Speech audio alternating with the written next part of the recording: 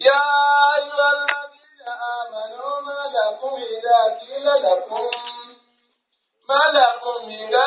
لكم انفروا في سبيل الله ثاقلتم إلى الأرض أرضيتم بالحياة الدنيا من الآخرة فما متاع الحياة الدنيا بالآخرة إلا قليل إلا تنفروا يعذبكم عذابا أليما ويستبدل قوما غيركم ولا تضروه شيئا والله على كل شيء قدير إلا تنصروه فقد نصره الله إذ أخرجه الذين كفروا ثاني اثنين إذ هما بالغار إذ يقول لصاحبه لا تحزن إن الله معنا فأنزل الله سكينته عليه وأيده بجنود لم تروها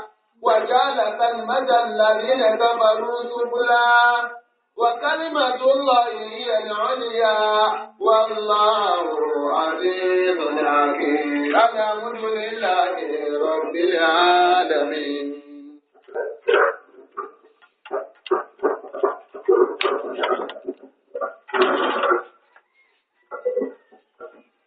أعوذ بالله من الشيطان الرجيم.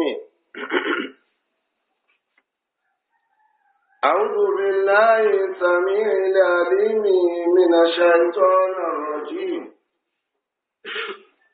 بسم الله الرحمن الرحيم.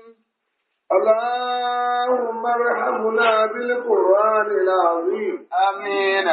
واجعله لنا إماما ونورا وهدى ورحمة. آمين.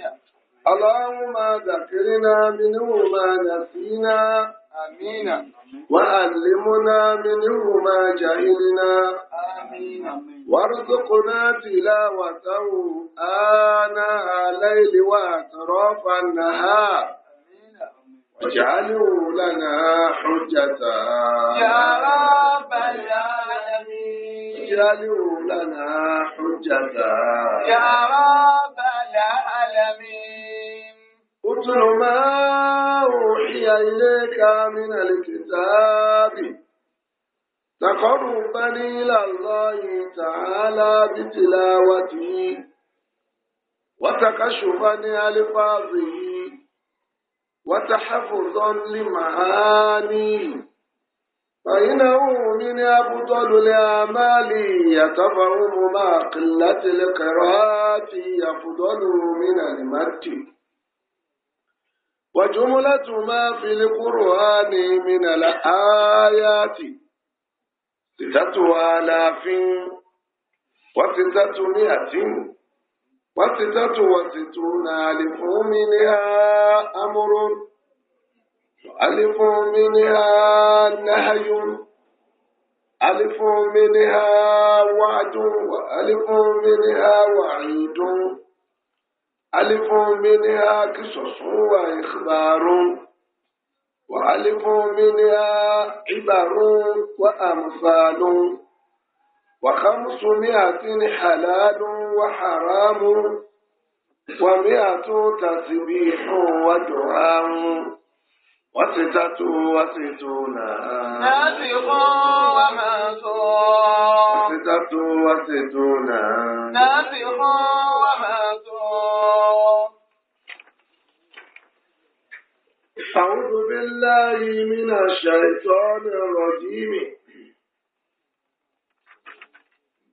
إنما النسيء زيادة في الكفر يضل به الذين كفروا يحلونه عاما ويحرمونه عاما ليواتئوا عدة ما حرم الله فيحلوا ما حرم الله زين لهم سوء أعمالهم والله لا يهدي القوم الكافرين. يا أيها الذين آمنوا ما لكم إذا قيل لكم انفروا في سبيل الله اثاقلتم إلى الأرض أرضيتم بالحياة الدنيا من الآخرة فما متاع الحياة الدنيا في الآخرة إلا قليل لا تنفروا يعذبكم عذابا أليما يستبدل قوما غيركم ولا تضروه شيئا والله على كل شيء قدير والله على كل شيء قدير ببابك عبد منه أيديك مذنبون كثير الخطايا جاء يسألك العفو كثير الخطايا جاء يسألك العفو أجرني إني قد أتيتك تائبا كثرت المعاصي ثم جئتك هاربا كثرت المعاصي ثم جئتك هاربا ببابك عبد ببابك عبد من عبيدك مذنب كثير الخطايا يا يسألك العفو. Gbogbo wa agbéra àwọn wá síwájú rẹ̀ ọ̀rọ̀ bá ti gbé wá lánàá náà ni. Ẹnu ọ̀nà rẹ̀ láwa Ọlọ́run. Ẹlẹ́ṣẹ̀ ni wá, ṣùgbọ́n kan wá balẹ̀ pọ̀ máa ń dárí ẹ̀ṣẹ̀ jin ewu ẹ. Tí ọba jẹ́ bẹ́ẹ̀, àtẹnu ọ̀nà rẹ̀ dé. Tọ́ra àdá akúnfẹ́sẹ̀. Ṣùgbọ́n kan wá balẹ̀ pé bí a bá ti gbé ọ́ máa ń gbọ́. ببابك عبد من عبيدك مذنب كثير الخطايا جاء يسألك العفو. Gbogbo wa lárú ẹ̀ṣẹ̀ wá wá bá adé sẹ́nu ọ̀nà rẹ̀ Ọlọ́run. كثير الخطايا جاء يسألك العفو. Kò sí tá a wá ń béèrè. Du ẹ̀dẹ̀ àánú rẹ̀ Ọlọ́run lọ, Ọlọ́run ṣàánú wa. Àmínà.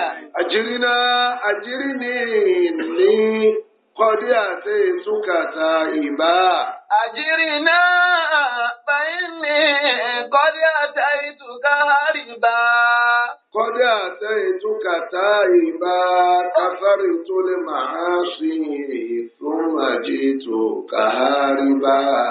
كثرت المعاصي ثم جئتك هاربا. ọ̀dọ̀ ẹ̀ la sáwá ọ̀dọ̀ ẹ̀ la rí sáwá. أجرنا. àbíta ló lè gbà wá lẹ́yìn Ọlọ́run kò sí ìwọ náà ni. فإنا قد أتيتك تائبا. أجرني قد أتيتك تائبا. أجرني فإني قد أتيتك تائبا. كثرت المعاصي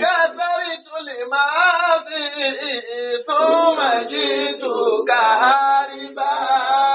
كثرت المعاصي ثم جئتك هاربا. Ọlọ́run a dúpẹ́ fún ọ látara orí rẹ lórí wa. Alhamdulillah. Ó tún yọ̀ǹda ìjókòó tòní. Oníkárí ijó kìí ṣagbára wa, àánú rẹ ní.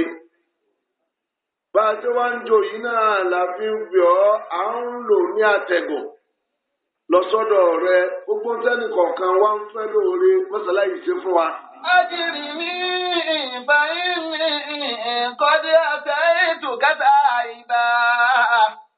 كثرت المعاصي ثم جئتك هاربا. Ìfẹ́ Ọlọ́run kọ́ máa bá síwájú ẹ̀dá Ànábì wa Muhammad. Sallallahu alaihi wa sallam. Ẹ̀yin àsàlátù wa, abẹ́lọ́run fún àwọn tí àtàrà wọn rí dáadáa jẹ́jẹ́ pìlẹ̀. Inú orin tí àwọn ọmọ akéwì máa kí àfa wa torí gbogbo kì í jẹ́ bá fà wá àfa wa lónìí. wọ́n ní wà láwọ́lá orúkọ ṣájárì ilẹ̀ àrùdì sábìtà. ولولا عروق الشجر في الأرض ثابتا. ewé ní bẹ̀ lára àjíta fi ń bọ̀wọ̀ kí ni bẹ́ẹ̀ bàbá dé máa wí. ولولا عروق الشجر في الأرض ثابتا لكان ثمار الشجر دار الملامة. bí ọba tí ọlá pé gbòǹgbò igi ó dúró dáa nílẹ̀. sábìtà. làkàna thimāru ṣajari dara al-malamati. bóòlù yóò ṣe wá rí èso orí igi tí ó wí péso yìí pán ó ṣe é jẹ bá a bá jẹ yóò dùn gbogbo kìlọ́dà. làkàna thimāru ṣajari dara al-malamati. bí gbòǹgbò igi ọba dáa ní ẹnìkan ò ní lẹ́sọ̀ orí ẹ̀ kókó òun rí nǹkan àníkà fún kankan. èébú láàmà tì sí èso pé bó lè sórí kìí àrí àgbàgbé gbogbo dọ̀dà. wàláwọlá uruqu ṣajari. àtàfà wa àwọn ní ẹja. àwọn ní gbòǹgbò igi wa. làkàna thimāru ṣajari dara al-malamati. ọlọ́run bá ní kí àfa ọ. àmínà. bá ní lẹ́kọ̀ọ́ àánú rẹ fún wa. àmínà. gbogbo àwọn tí wọ́n tún jẹ́ ọmọ wọn tí wọ́n jẹ́ àfa fún wa ìsọ rẹ máa bá ní fi sọ wọn. àmín. láti tóbi èrè ọlọ́run. wá kàwa náà fún ẹni tó máa dáàbò ẹ̀bù. àmín. lọ àwa náà ní rí iṣẹ́ sójú ọ̀nà ẹ̀. bó o ṣe lọ àfa wa tí wọ́n lo gbó sẹ̀mí ayé wọn. wọ́n fi jẹ́rìí iṣẹ́ fún sẹ́ẹ̀sìn. ọlọ́run mọ́sálá ìlàwà náà fún ẹ̀sìn ẹ̀. wọ́n ti wá nírí iṣẹ́ ẹ̀sìn. ibi a ti sinmi lánàá. ó níbi ọlọ́run tí ń sọ̀rọ̀ sí àwọn ọ̀sẹ̀ bọ́. ṣe ní bá bọ̀ lẹ́yìn. ó ń sọ̀rọ̀ bí wọ́n ṣe máa ń ka oṣù. ọlọ́ni iná ìdáta ṣùúrì ìdàláyì. iná ìdáta ṣùúrì ìdàláyì ìsìnà ṣàràṣàrà. oṣù 12 ní bẹ lọ́dọ̀ ọlọ́run torí nígbà àwọn kèfèrí ìka tẹ́lẹ̀ ìlọ́máyà ìsọ̀kalẹ̀. báwọn bá fẹ́ kà á wọ́n kọ oṣù 12 wọ́n tó fi jọ́ 15 lé. ọlọ́run wá fi sọ fún wa pé iná ìdáta ṣùúrì ìdàláyì. ìsìnà ṣàràṣàrà. 12 ni kò léjọ́ 15 rárá tẹ́ ẹ fi ń lé fi ṣe dáàbì láàyè. tó ti wà nínú ibi tá a kọ́ gbogbo ọ̀ràn sí. ìṣe láwọn lè máa fún òdò nìyẹn yàwó máa kálá láti jọ àti dá sánmà àti ilẹ̀ iṣẹ́ ọwọ́ ọ̀tí ní lọ́jọ́ 15 tẹ́ ẹ fi lé. nínú arba'atu hurum. oṣù 4 sì wà ń bẹ̀ tẹ́ ẹ gbọ́dọ̀ jagun. òun náà lóṣù Rájàbù, Dhul-Qa'dah, Dhul-Hijjah, Muharram. Dhalika ad-dinul qayyim. ọlọ́run lẹ́sìn tó dúró tọ́nu òkà tó dáánù àti túlẹ̀ lánàá. Fala tadlimu fihinna anfusakum. ẹ gbọ́dọ̀ ṣàbòsí síra yín nínú ẹ̀. ìlà fi tún wípé tọ́ ọ bá tún fi hinna tọ́ ọ bá tún sí oṣù 4 èèwọ̀ tó ṣáájú. ajẹ́pẹ́ látàzílì mú bẹ̀rù túlù mú bẹ̀rù háṣù ni ajẹ́pẹ́ kọ́tìlù ni ẹ gbọ́dọ̀ para yín nínú ẹ̀ ó sì tún máa ń bàlá tadlimu fihinna anfusakum. ajẹ́pẹ́ lọ bá mi ní arba'atu hurum ajẹ́pẹ́ oṣù 4 ni lọ bá túlù háṣù ni ìyẹn kọ́tìlù. tadlimu fihinna anfusakum. bọ́bá sì wọ́ ó lè túmọ̀ àbòsí ibẹ̀ sí áàmù. pé gbogbo òun àbòsí ní àjẹpẹ́ bí hinna ń bẹ̀ yẹn ọlọ́ba gbogbo oṣù 12. ìsìnà aṣọ́rọ̀ ṣáárá. oṣù 12 lẹ gbọ́dọ̀ fi ṣàbòsí. Bàlá tadlimu fihinna anfusakum. ọlọ́run lẹ́ẹ̀ gbọ́dọ̀ ṣàbòsí síra ibi tí wulẹ̀ kọ́ máa ń bẹ̀. waqatilul mushrikina kaffa. ọlọ́run ní ẹ̀jà kèfèrí lógun káfàtà aláìdẹ́nì kankan sínú wa kama yuqatilunakum kaffa. tọ́lá wọn ní ìdẹ́nì kan sínú yín wa'lamu anna Allaha ma'al muttaqin. Ọlọ́run lẹ́yìn àwọn olùpáyọ̀ Ọlọ́run la wà. Ọlọ́run wá ń bá lọ́kè ìdákẹ́ lórí ọ̀rọ̀ oṣù. Ìlò fi tẹ̀lé pé innama an-nasi'u ziyadatun fil kufr. Kẹ́ ẹ máa tún nàṣíwù. Kẹ́ ẹ máa ka òǹkà lọ tó bá pé 12, kẹ́ ẹ tún kọjọ́ 15 lé ziyadatun fil kufri. Àlékún tẹ́ ẹ ti nù jẹ́ kèfèrí yín fi kún ni. Torí oṣù ìdìnnà aṣẹ́ra ṣàrá 12 ní ìyàwó máa khalaqa samawati wal arda. Kẹwàá tún ka 15 lé innama an-nasi'u àfikún tẹ́ ẹ ti yẹ. Tàjílù nàṣíà bìmánà tàjílù ni. Lẹ́fí máa ń pè rìbá kan ní rìbá nàṣíà àti rìbá fọ́dẹ̀. Nítorí káfọjọ́ kún ọjọ́ káwá torí ẹ̀ fowó tó ọjà káfílé lẹ́fí má pé rìbá òní rìbá nàṣíà. Títí torí wípé wọ́n fi kún ọjọ́ wọ́n fọjọ́ kún oṣù lọ́lọ́run fi ní innama nasi'u. Àfikún tẹ́ ẹ fi kún oṣù 12 tẹ́ ẹ fi jọ́ 15 lé. Yáàdà tó fil kufri. Àlékún ọ̀wọ̀ yín nípa ìṣèkèbèrè sọ́lọ́run ni. Yudallu bihi alladhina kafaru. Ọlọ́run lẹ́ẹ̀fẹ́ máa fi sọ àwọn akẹfẹ́ nínú ni. Nítorí kí ni yuhillunahu aman. Nínú oṣù ta àfikún tí a fi kún yẹn. Ìdí ẹ̀fẹ́ fi ṣe ni pé tí bá lé yuhillunahu aman. Àwọn oṣù ta pè lóṣù èèwọ̀ yóò wọ̀ nú oṣù halali. Tọ́ba dọ̀dún tí ń bọ̀, wọ́n tún sùn tí ò fi ní sí oṣù èèwọ̀ má. Yuhillunahu aman. Wa yuharrimunahu aman. Ọlọ́run ní bí wọ́n fẹ́ ṣe ni pé lílù wá ti wú, wọ́n fẹ́ fi wá fákọ̀, ìmọ̀nà mú wá fákọ̀. Wọ́n fẹ́ kó lè bá a tẹnu rẹ́gí pẹ̀lú oṣù tọ́lọ́run ṣe léèwọ̀ wọn ọmọ jagun kọ́mọ́jọ́ ọ̀lẹ̀ má. Lè yóò wá sí o. Oná kọjọ́ 15 ìdáta máa rámà lọ àlẹ́ yìí. Kó lè bá a ṣe rẹ́gí pẹ̀lú òǹkà ọjọ́ tọ́lọ́run fi ní wọ́n ọmọ jagun. Fayuhillu ma harrama Allah. Wọ́n wá fi sọ tọ́lọ́run ṣe léèwọ̀, wọ́n fi ṣe sọ́dẹ̀tọ́. Wọ́n fi ṣogun di ẹ̀tọ́ lásìkò yẹn. Zuyyina lahum su'u a'malihim. Ọlọ́run la ṣe iṣẹ́ burú wọn lọ́ṣọ̀ọ́. Èṣù ṣe lọ́ṣọ̀ọ́sọ́ ká wọn, wọ́n sì ṣe bẹ́ẹ̀. Òun ló fi jẹ́ pé ájì tí Abubakar ṣe radiyallahu anhu ṣáájú àjẹtìlì wàdà. Tòró ṣáájì kan ṣáájú àjẹtìlì wàdà. Dèédé ájì rẹ̀ ọbọ̀ sínú oṣù Dhul-Qa'dah. Tọ́rọ́jọ́ 15 tí wọ́n fi lé ńgbà kèfèrí tí ń bọ̀. Kọ̀jẹ́ kájìrì ọbọ̀ sásìkò ájì má. Inú oṣù Dhul-Qa'dah òun lọ bọ́ sí. Ọdún tó wá tẹ̀lé tí wọ́n ṣe àjẹ́tìlì wàdà. Ọjọ́ 15 yẹn ti lọ fọ́ọ̀lù sínú oṣù Dhul-Hijjah. Ó ti lọ bọ́ sínú oṣù kíni? Oṣù Dhul-Hijjah. Òun ló má nẹ́bí sọ wípé níjọ́ náà ló fi wà náà àdìsí ẹ̀. Nígbà Ọlọ́run ní kí ájì tí ọ̀bọ́ sínú oṣù Dhul-Hijjah ló fi sọ́nù ọ̀rọ̀ pé iná zamana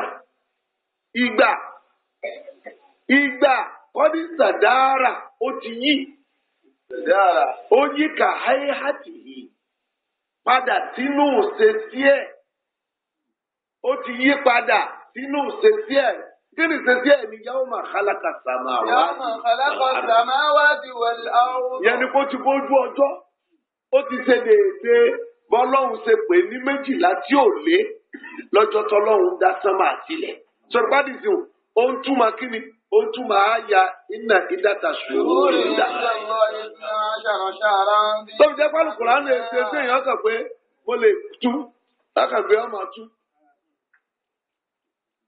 Ó ní fún àtẹ̀dọ̀ bẹ́ẹ̀ ọ̀bá mọ̀ fún àtẹ̀dọ̀ ẹ̀ ọkàn máa gbórí àlárálà lọ́mọ yí kiri. Òní máa tí ń wí gan. Ọkàn máa tó geere lóko tú Al-Qur'an. Olànà bìbí sàdísì yẹn tọ́lájì tí ẹ ṣe déédéé kí ni Dhul-Hijjah. fi ní zamana kọ́dísítàdá kàáyàtì yawma khalaqa as-samawati wal-ard. Mọ̀sùn. زين لهم سوء أعمالهم. Ọlọ́run zuyina lahum a'maluhum. زين لهم سوء أعمالهم. Àjọba Adébọ́lọ́ ti wúlò sùúrù àmà jẹ́ náà ìbílẹ̀ fáyì. Tọ́ba lè jẹ́ zuyina lahum a'maluhum ní ọmọ jẹ́ kọ̀ọ̀jà àmàlì. Òní ọmọ jẹ́ náà ìbù fáyì.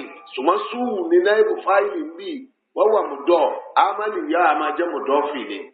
زين لهم سوء أعمالهم. Ọlọ́run ní wọ́n ṣe ṣẹ̀rípẹ́lọ́ ọ̀yà Yorùbá ìjọ ọ̀dà kúrò lọ́dọ̀ ẹ̀. Ọlọ́run ní wọ́n ṣe. Ló fi jẹ́ pé tó o bá ń kéwù náà wù lọ, wọ́n sọ àwọn ìlàlú tẹ̀sígìr.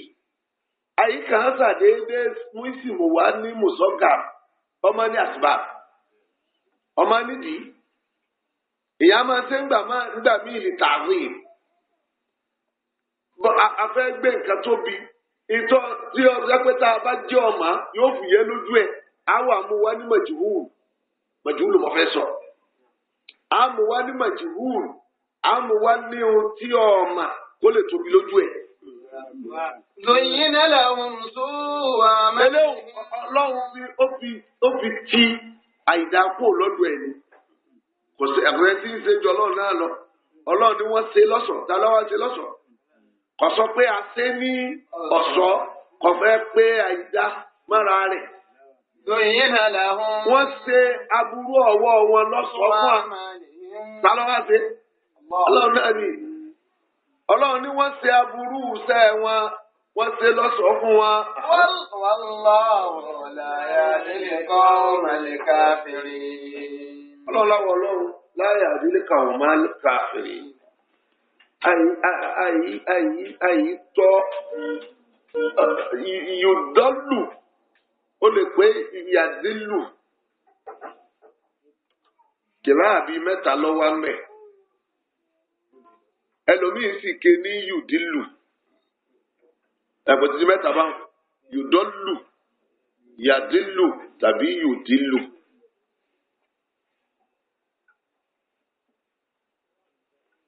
Lọ́dí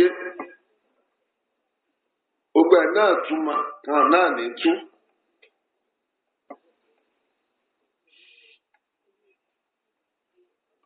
Ọlọ́run ní wallahu la yahdil qawmal kafirin. Ọlọ́run àní fi kèfèrí. Àní fi wọ́n mọ̀nà. يا أيها الذين آمنوا. Ọlọ́run ní mọ̀ pẹ̀yìn tẹ́lẹ̀ gbàgbọ́. ما لكم إذا. Ká má gbàgbé àti sọ fún agbébí Ọlọ́run bá ti ń kó olùgbàgbọ́ òdodo ọ̀fẹ́ gbẹ̀rù lé lórí. Nínú kó gbé àsìn kankan tàbí kó gbé àmọ́sìn kankan. Ìmọ̀ amúrú yá múrù bìí àwòrán ayọ̀ yẹ̀nà àníwò. Gbogbo ẹ bá ti rí tí ọba ti rí ẹyin tẹ́ ẹ gbàgbọ́ yà sóso kùtù ẹ dáadáa. Ìṣẹ́ ń bọ̀ nù. يا أيها الذين آمنوا. Ọlọ́run ní mọ̀ pẹ̀lú tẹ́ ẹlẹ́gbọ́ Ọlọ́run gbọ́. ما لكم. Ọlọ́run ní kí ló ṣe yín kí ló dé. إذا قيل لكم انفروا في سبيل الله. Tí wọ́n bá ń sọ fún yín wípé انفروا في سبيل الله. Ọlọ́run sọ̀rọ̀ àwọn àfáà mi gbà wípé lẹ́yìn ogun Fátìmù Màkátà ọláyà yẹn sọ̀kalẹ̀. Torí wàhálà ẹ̀ pọ̀ wọ́n wá ń lọ bá Gásíwọ́tù Tàbúùkì. Lẹ́yìn Fátìmù Màkátà náà lọ ja Gásíwọ́tù Tàbúùkì. Àrínú àwọn àfáà tí ń gbà wípé ogun Tàbúùkì lọ́lọ́run bá wí bì. Ní bá wípé kí ló ṣe yín? Tí wọ́n tún ń pàṣẹ fún nítorí pé dààmú pọ̀ ní Fátìmù Màkà wọn á ní kẹ́ ẹ tún lọ jagun Tàbúùkì. Sáàkálí tún. Sáàkọ́lé tún mi lálárùdì. Tẹ́ ẹ fi wá ń go jìgìjìgì nílẹ̀ tẹ́ ẹ dìde gírí. Ọ̀rọ̀ ní ìtòǹbẹ̀lẹ̀. Kí ló dé? Sára yín fi wúwo nílẹ̀ tẹ́ ẹ fi lè dìde. Àwọn míì sì gbà wípé ọ̀pọ̀lọpọ̀ ọ̀rọ̀ tó wà nù Táúbà tó jẹ mógún lórí Tàbúùkì. Àjẹpẹ́ tọ́lọ́run bá tún bá wọn wí bì wípé kí ló dé tẹ̀ yára tọ́dẹ̀ jẹ́ pé lórí ogun tàbúkì ni ajẹ́kógun tó ń pè wọ́n lọ́ọ́bẹ̀ ogun róòmù ni toróhùn lọ́sẹ̀lẹ̀ lẹ́yìn tàbúkì. Fákọ́lé tún mi lálẹ́ òdì. Kí ló ṣe yín tẹ́ ẹ fi ń gbó jìgìjìgì nílẹ̀? Àròdí tún bí láàrá ti dúníyà mìnálẹ́ àfihàn. Kí ló ṣe yín tẹ́ ẹ yọnu sí oore ayé? Mìnálẹ́ àfihàn. Ju ti àlìkìyámà lọ. Fàmà màtá olè àyà ti dúníyà mìnálẹ́ àfihàn. Ilá kọ́ni. Ọlọ́run ní gbogbo ìgbádùn tẹ́ ń gbá láyé. Tẹ́ ẹ bá fi wọn tọ̀run tá a ní ẹ ṣiṣẹ́ fún. Tẹ́ ń kálẹ̀ yìí ìlà kọ̀lé díẹ̀ nígbàdùn ayé tẹ̀ ń gbà yìí. Ẹ bá sọ fún wa pé aláàyè tó kẹ́yìn lọ́dọ̀ ẹni tí ó wà lìjẹ́nà kẹ́yìn tọ́wọ̀ kẹ́yìn. Bá a bá wo ọba ayé tí ń gbádùn tàbáwọn ààrẹ ayé 100 ẹ ṣàwọn jọ ẹ wá pa gbogbo ilé ìgbádùn wọn pọ̀. Ìtí ọ máa fún wa kèdí ìtọ́ ààyè tó wẹ́yìn. Nínú ààyè tí bẹ láti jáná ọlọ. Kọ́lọ́njá wọ ni. Ilé àṣírọ́ ti ilá kọ́ni. Ọlọ́run ní díẹ̀ ní. Gbàdùn tẹ́ ní láyé tí ń jọ yín lójú tẹ́ fi lè sin lọ́rùn. Ọlọ́run ní tíntín ní tẹ́ bá lè láti jáná wọ̀. Ọlọ́njá wọ̀. Ilá dáfìrù. Ọlọ́run ní akànfẹ́ sórí ire lára ogun láàní ẹ̀ lọ́jà ni. Tẹ́bẹ̀ bá wá jagun, àní márùn sí wa bẹ́sìn ní. Ilá dáńfìrú. Ọlọ́run ní bẹ́ẹ̀ kọ̀, tẹ́lẹ̀ ní dìde lọ jagun. Yóò á dìbẹ̀ kún àdábánà àlímá. Bá a bá níyà fi jẹ yín nínú ilé tẹ̀ wá ń gan, á fi ìyà ẹlẹ́tẹ̀ elérò jẹ yín, àbí ojú ogun kẹ́bẹ̀rù. Bẹ́ẹ̀ bá kọ̀ bẹ́ẹ̀ bá lẹ̀ lọ, báwo Ọlọ́run bá fẹ́ fi ìyà ọwọ́ wa jẹ yín. Yóò á dìbẹ̀ kún Ọlọ́run ní àdábánà àlímá ìyà ẹlẹ́tẹ̀ elérò. Àfìjẹ yín. Wàyà sábẹ̀dẹ̀ lọ́kọ́ máa ń gbọ́rọ̀ kan.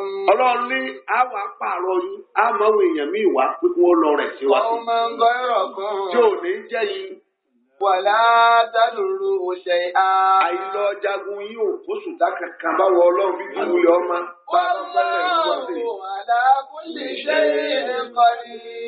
Ọlọ́run ní kí lápá mi ọ̀ka. Ebi mo kàn fẹ́ fi yín kẹ́ ẹ lè gbaládá ni. Tí mo bá fẹ́ pa àwọn kèfèrí jẹ́ gbogbo tẹ̀sí mi rẹ́ kí lápá mi ọ̀ka. Níjọ́ mo fẹ́ pa àwọn abúrà tí ọ̀sẹ́ ní kankan tí ó lè jàjàgbara fẹ́sìn sáà pa wọ́n rẹ́. Pàmò yá lọ́mùjù ló ń dàrọ̀ bíkà.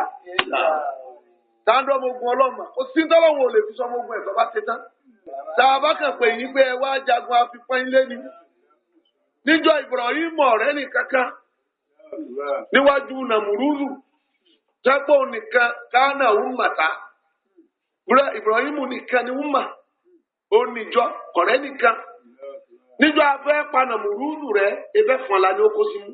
Wàhálà alámọ̀jú náà dà. Lọ́bìkà yìí táwọn ọmọ ogun èmi Ọlọ́run àfẹ́mi náà nìkan kò sí tí ì lè rántí ẹ tí mo bá fẹ́ parun.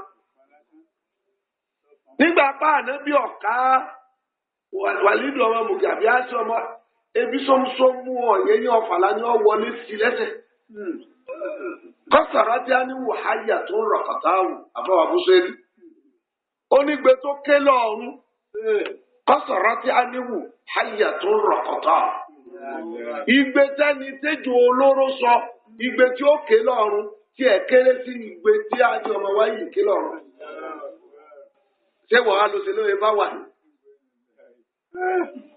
Nígbà ọ̀kan tóun náà ń ti ń dà nábì láàmú nígbà afẹ́ mú ebónú wọn kíyàwó wọn kọ́bọ̀ ń bomi ni látàrí omi láti mú alóní lọ́jọ́ tá a mọ̀ ọ́ pé omi tó ń mu náà ni ọmọ mu ó máa bọ́kẹ́ tó tún béèrè abọ́kejì ọmọ tún lọ ìyàwó tún lọ bù àti pé àgbè kìíní tì lẹ́gbẹ̀ẹ́ omi fẹ̀yìn ìtàgbà ló mú kú wọ́n mú lọ dí àgbà omi ni ó mú tẹ èkú èèyàn gbọ́dọ̀ tó gbógun tọ́ má gbógun ti ọ̀rọ̀ Ọlọ́run ni má gbógun tọ́ Ọlọ́run tí bá kàn ń wọ̀ ni ala kulli shay'in kò sí sọ pé ọ̀ká.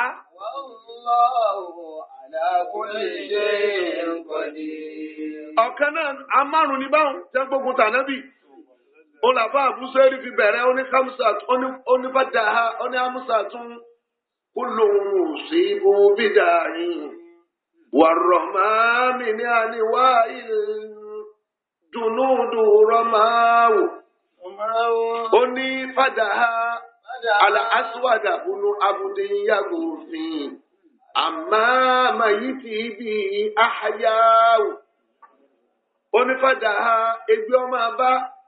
Aswada bunu abudin yagusin aswadu ọmọ abudu yago nínú àwọn ọ̀tá ànábì ni ó ní àmọ́ bí màyí ti di àhàyáwò ìtọ́lọ́run fi ṣèjìyà tiẹ̀ ojú ẹ̀ lọ́lọ́run lóore lédè àyáwò àyè lọ́wà màyí ti bì í ojú sì fọ́ ojú kú sáájú ẹ̀. Ọlọ́run ní kojú ọ kó fọ́ tòun tó kú mọ́. Ó ní wà àlálẹ́ àrísì wà àlálẹ́ àrísì àti àtàtàmì kọ́ sọ̀rọ̀ kí a ní wà àyà tó ń rọ́pítọ́ọ̀wù. Ó ní wà àlálẹ́ àrísì nínú àwọn ọ̀tẹ́ ní àrísì wà ìtọ́lọ́run ṣe fóun ni. Ọ̀nà ni àṣẹ àtàtàmì ọ̀yẹ́yẹ́ ọ̀fà lọ́lọ́run ni ó wọlé sí lẹ́sẹ̀. Kọ́ sọ̀rọ̀ tí a ní àyà tó ń rọ́kítọ́. Ó kéré ìgbé tó ké lọ́rùn ẹni tí àyà tó rọ̀kítọ́ wù àyà èdò rọ̀kítọ́ wù tó dólóró. Ẹni tó sọ ìgbé tí ó ké lọ́rùn ìgbé tí àrísùké ojú díẹ̀ lọ. Ọkà mara àrùn. Kí la tá a bá débẹ̀ ni pé wà máa ń yà lámùdùnú dàrọ̀ bíkà. Ọ̀sẹ̀ nígbà tí àbútọ́líbù tó jọ̀ wálẹ̀ tọ́lọ́rọ̀ kábọ̀ kan iná lè bẹ́ẹ̀ ti rọ̀bá ń yà mí. Ilé ti lọ́lọ́run rẹ̀ tí ó sọ ìwà bẹ̀bẹ̀ fún kẹ́ ẹ má wà á wò. Àwọn ràkúnmí wa ti ń bẹ lọ́dọ̀ yín lèmi wá gbà. Ọlọ́run ní wọ lọ́jọ́ wá sí àwọn ó sì rán ọmọ ogun mi wàhálà sálà léyìn sọ̀rọ̀ àyàbá Ọlọ́run sì rẹ̀ yẹ alápá nẹ̀dẹ̀ sí ẹ́ ó kù díẹ̀ tí wọ́n dé káàbà lọ́lọ́run ní ẹ máa tàbí ní ìhìm wọ́n ju òkò náà nù á. Ọlọ́run ní bàbá ní ẹ lọ jagun àfikún ẹyin lé ni bẹ́ẹ̀ lọ bàbá fẹ́ pa kèfèrí rẹ́. Wà máa yà lámùdùnú dàrọ̀ bíkà ìlà.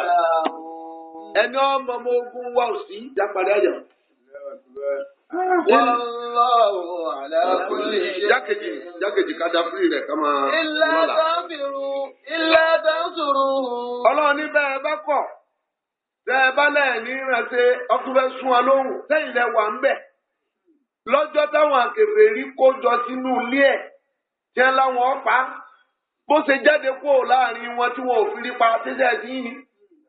Waja'alna min bayni aydihim. Mọ́lọ̀jìnà tẹ́lẹ̀ wọn ọ̀dọ̀lá. Ọlọ́run níbẹ̀ bá kọ̀ tẹ́lẹ̀ ní òjíṣẹ́ mi ṣe. Bàbájìnà sọ̀rọ̀ òun lọ́rùn. Ṣébẹ́mi ni mo ránṣẹ́ ẹ̀kú sí mbẹ̀. Idha akhrajahu alladhina kafaru. Níjọ́ tí àwọn kèfèrí lé tọ́jáde lé sáà ní àjíṣe tí ò rí ju èkejì ẹ lọ. Nígbà Abubakiri.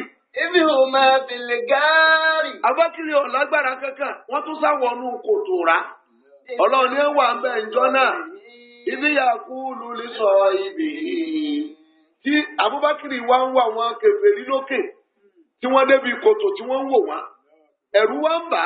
Yakulu lè sọ ibì la tahzan. Ànábì ní wọ Abubakiri fọkẹ́ balẹ̀. Inna Allaha ma'ana. Ẹni atọ́niránṣẹ́ dúró tì í. Òun lọ́rọ̀ wa. Ọlọ́run ń bẹ pẹ̀lú wa. Fa'anzalallahu sakinatahu alayhi. Ṣé bá wà lásọ̀kọ̀ ya balẹ̀ lásọ̀kalẹ̀ fún bí ọmọ bẹ̀rù? Àwọn tí ń bẹ lókè jẹ́ ń wò yín wò ní rí. Wa ayyadahu bi junudin. Ó ti yẹn. Ẹ bá náà ní ọ̀jẹ́ kí gbogbo ẹni tí ń wọ̀ ń wo kó fún òfin rí ọ. Orí ọ̀pá máa ṣe tó òfin mọ́ra. Wa ayyadahu bi junudin tarawha. Òun náà jẹ́ wọ́n rí ọ gbèsè. Ọlọ́run láwà lásọ̀kọ̀ àyàbálẹ̀ wá. asọ̀kalẹ̀ fún jíṣẹ́ wa fanabi.